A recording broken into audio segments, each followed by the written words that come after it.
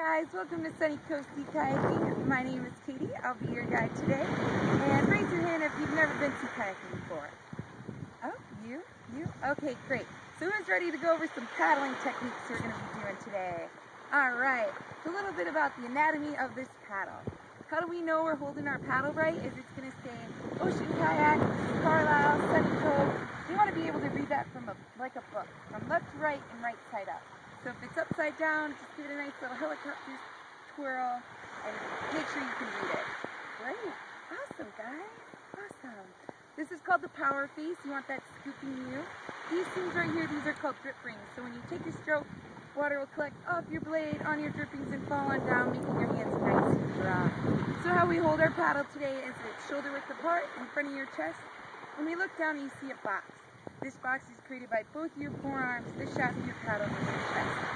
With kayaking, this is called the paddler's box, and you want to maintain this box the whole time. With canoeing, you're just using most of your arms, but with kayaking, all your strength comes right here from your torso. So the movement that we do in the boat is just a nice side to side. So go side to side, feel those abs twist. Yeah, six pack, right? But of course, if we do this, we won't go anywhere, so we got to do a little push and pull with our shoulders. So how we sit in a boat, we're sitting like this, and you're going to reach out and go in at your toe, and you're going to rotate and bring it to your hip, still maintaining that box. And reach out, put it in your toe, rotate and bring it to your hip. This is your forward stroke. So let's see it. In at your toe, rotate that torso and bring it to your hip. In at your toe, rotate and bring it to your hip. You're also doing a punching movement across your chest. So as you get more fluent, it'll look just like this. You want a nice loose grip on your paddle. You want to be able to wiggle your fingers just in case your fingers start to get cold, get that blood rushing through there. Perfect. Nice. And to go in reverse is just the opposite of your forward stroke. It goes in at your hip and you push it to your toe. In at your hip and you push it to your toe. No need to turn your paddle like this. You can just keep it right straight like that. In at your hip and you push it to your toe. Nice. To put your brakes on or to stop your boat is just side to side. Side to side will stop your boat. Here at Sunny Cove, we also teach you one more stroke. It's a little bit more technical. This is called the low brace. It is your last ditch effort if your boat would start to capsize. And so what happens is we're paddling along and you get into a boat wave or a wave hits you broadside and your boat's starting to tip.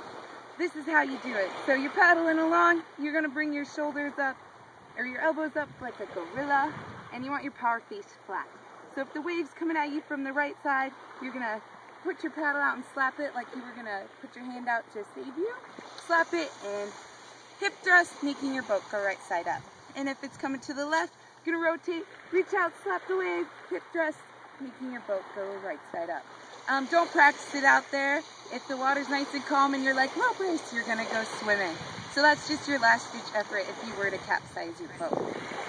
Alright guys, so here's your boat. This is a tandem kayak, which means two, and everybody's going to be traveling in a tandem kayak. A little bit about this, guys, it's got a hatch in the front, hatch in the middle, and hatch in the back, which means that they're enclosed off in your boat.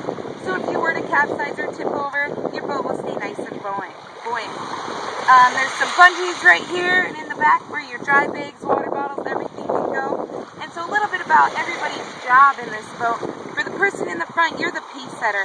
You got the best seat in the house. You're taking pictures, you're sun tanning. But in your boat, you have foot pegs. They look about this size, and they don't move. We'll adjust it to your stability. But the person in the back, though, you're the multitasker. You're kind of the type A personality. What you're doing is you're following the person in the front's pace, and you're also steering the boat. And how you steer your boat are by your foot pegs that are also this size. So you have two foot pegs on the side of your boat. They're connected all the way back here to your rudder. And so what happens is you'll launch out in the water, I'll throw your rudder down, you'll push on your right foot peg, it'll pull this wire, turn the rudder, and your boat will start to go right. Push on your left foot peg, it'll pull the wire, turn the rudder, and your boat will start to go left. So remember, right goes right, left goes left. To simply go straight, you put them in the middle. But this is at a pulley system, so if you push on your right, you got to give a little of that tension off to the left. Push on the left, give a little tension off the right. But you want to maintain pressure on your foot pegs at all times. It's really easy to push on one and slip your foot, and now your foot peg's lost. So you want to maintain a little bit of pressure on your foot pegs at all times. So that's how you steer your boat. how we get in our boats today is no stepping in them. Easy way to twist an ankle, twist a knee.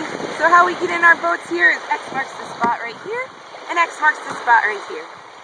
And what you do is you sit on down, grab the back, and then you fling your feet over. You want to lift your butt up and over these seat backs because it's pretty easy to break them. So lift up and over and slide on in, just like that. How we sit in our boat, we sit in a nice diamond shape. So we want our feet out and cross. And this nice diamond shape. This helps us get as many contact points with the boat as we can. Whereas our legs are straight, you can't really have that much control of the boat. So we want to have this nice diamond shape. We want to wear this kind of like our pants. So we have the motion of the ocean. So you take in a wave and release, take in a wave and release. These spray skirts though, if you've never worn a spray skirt on, how they do is they go on in the back first. So you can lean back, put the spray skirt over the combing, and work your way to the front.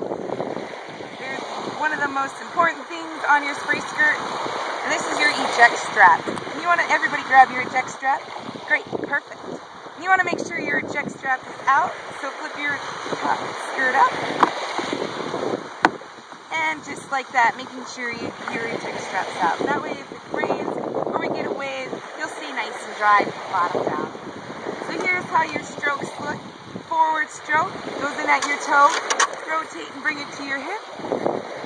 In at your toe, rotate and bring it to your hip. Reverse stroke, in at your hip, push it to your toe. In at your hip. Say the person in front of you drops their camera and they try to reach down and grab it, and you're going swimming and you try to low brace, and the low brace fails.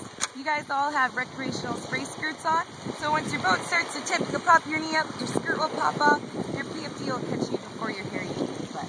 But my skirt's meant to keep you nice and enclosed in the sky. So if you find yourself in that situation, stay nice and calm. Take a deep breath. Now we're upside down. You want to reach your combing all the way to your ejection strap, and you're going to pull as hard as you can. Water's going to flush in your boat. You're going to push off your kayak, just like a pair of pants. Push off, and your PFD will bring you right to the surface. Right then, give a nice little yell, but I'll probably already see it and come right there. One thing that you want to do is check on your partner. Make sure he or she surfaces up with you. If they're not surfacing, get down there, grab their PFD, their spray skirt, anything to make them come up to the surface. Another is never let go of your boat. This is your island. If your boat goes away from you, I have to go get your boat before I save you. And that's a long time in the water. So never let go of your boat, and then try to maintain a good grip on your paddle. And so the rescue would look just like this. So once you guys get out on the same side, I'll paddle over.